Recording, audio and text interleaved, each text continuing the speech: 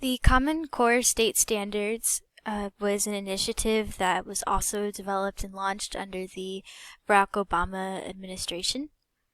It's a set of learning standards for K through 12 students that aims to enhance and improve standards in English language arts and mathematics. It has the overall goal of better preparing students for university and entrance into the workforce, as well as increasing high school graduation rates. So, as of June 2014, 43 states had adopted and implemented the Common Core standards.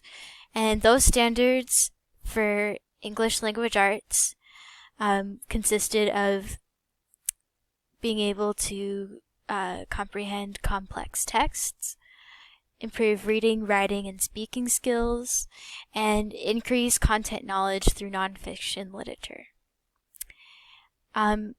Minnesota in 2014 decided to only adopt the ELA standards and forgo the mathematics standards.